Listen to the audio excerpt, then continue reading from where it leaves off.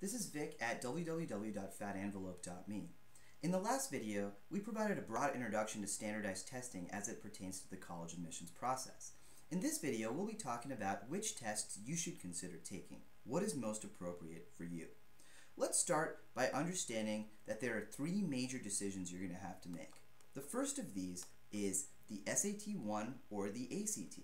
Now, the SAT-1 is more widely accepted, but the ACT has a science section. So if you're better at science, you might want to consider looking at the ACT.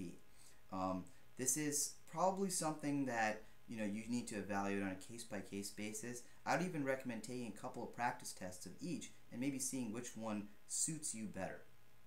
Let's move on to the second major question, which is the SAT-2 Math. Should you take the 1C or the 2C?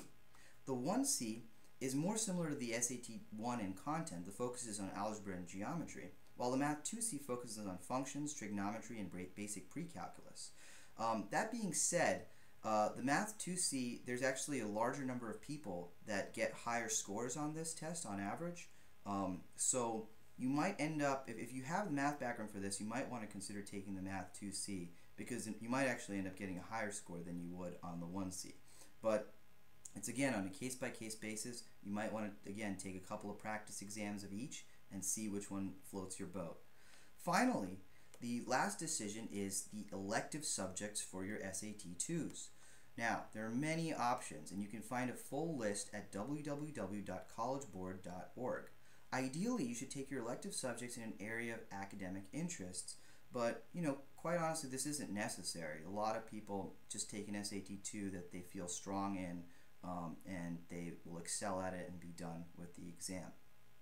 So hopefully this video has given you a sense of how the different decisions play out in terms of choosing which tests you want to take. For more information, I recommend that you get the Keys to Success report from my website, www.fatenvelope.me.